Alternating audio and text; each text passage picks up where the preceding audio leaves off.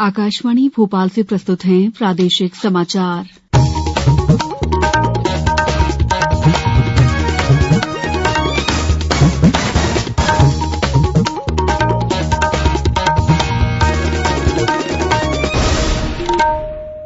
नमस्कार, समाचारों के साथ मैं दीपा सिंह।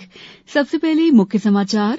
प्रधानमंत्री नरेंद्र मोदी ने कहा कि सरकार व्यवस्था को पारदर्शी और अधिक मजबूत बनाने के लिए लगातार कर रही है प्रयास।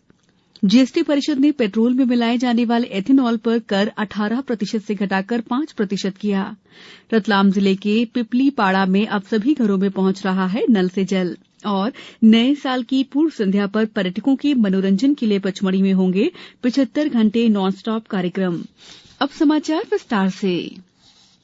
प्रधानमंत्री नरेंद्र मोदी ने कहा है कि सरकार व्यवस्था को पारदर्शी और अधिक मजबूत बनाने के लिए लगातार प्रयास कर रही है। उन्होंने कहा है कि शासन व्यवस्था को अधिक प्रभावशाली बनाना और नागरिकों के जीवन में शासन के हस्तक्षेप को कम करना हमेशा से सरकार का प्रयास रहा है।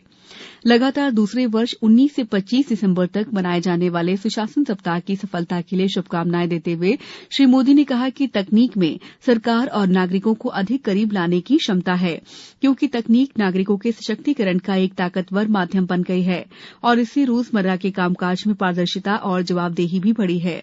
नई दिल्ली में सोमवार को होने वाले उद्घाटन समारोह में केंद्रीय मंत्री डॉ जितेंद्र सिंह मुख्य अतिथि होंगे और वे देश भर में मनाए जाने वाले सुशासन सप्ताह के लिए प्रशासन गांव की ओर अभियान का शुभारंभ करेंगे।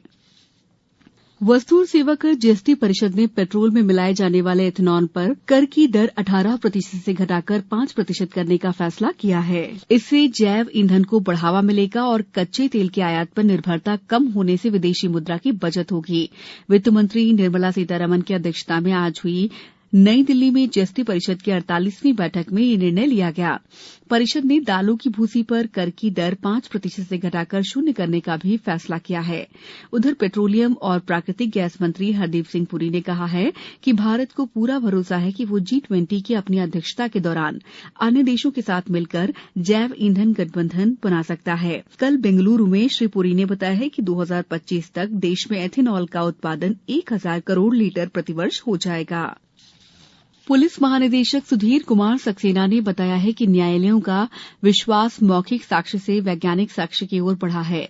प्रदेश की सभी न्यायिक विज्ञान प्रयोगशालाओं एफएसएल के उन्नयन के विषय पर आयोजित 2 दिवसीय संगोष्ठी में उन्होंने बताया कि जल्द ही कानून में बदलाव होने वाला है और जिन प्रकरणों में 6 साल से अधिक सजा का प्रावधान है उनमें फॉरेंसिक साक्ष्य अनिवार्य कर दिए जाएंगे। अपने उद्बोधन में श्री सक्सेना ने कहा कि ग्वालियर में 1 माह के अंदर नई डीएनए लैब शुरू होने वाली है।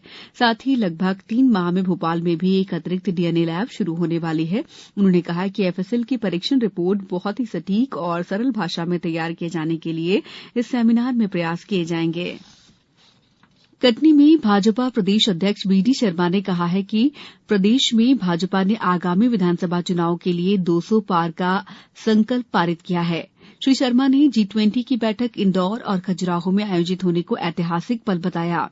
भाजपा प्रदेश अध्यक्ष कटनी के निर्मल सत्य गार्डन में आयोजित भाजपा की 1 दिवसीय विस्तारित पदाधिकारी बैठक में शामिल होने कटनी पहुंचे हैं। इंदौर नगर निगम शहर को मोतियाबिंद मुक्त शहर बनाने के लिए प्रधानमंत्री मोतियाबिंद मुक्ति और लिंस प्रत्यारोपण अभियान चला रहा है। महापौर पुष्यमित्र भार्गव ने बताया कि नगर निगम इंदौर और चोइथराम नेत्रालय के चल रहे इस अभियान में शहर के सभी 85 वार्डों में निःशुल्क मोतियाबिंद जांच शिविरों का आयोजन किया जा रहा है। इसके तहत विधानसभा क्रमांक 1 के सभी वार्डों से 4051 लोगों ने आंखों की जांच करवाई। इनमें से 722 लोगों की निःशुल्क सर्जरी चोइथराम नेत्रालय में की गई। समाचारों में वक्त है ब्रेक का। ये समाचार आप आकाशवाणी भोपाल से सुन रहे हैं। हमारे समाचारों को अब आप कभी भी और कहीं भी अपनी सुविधा के अनुसार सुन सकते हैं।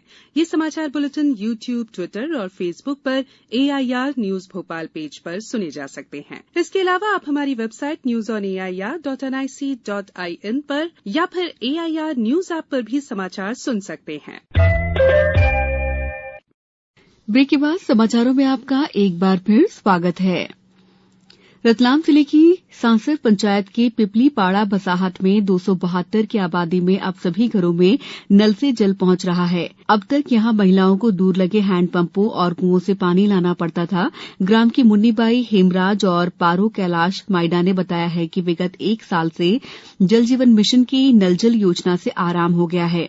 अब घर पर ही पर्याप्त मात्रा में नल से जल मिल रहा है।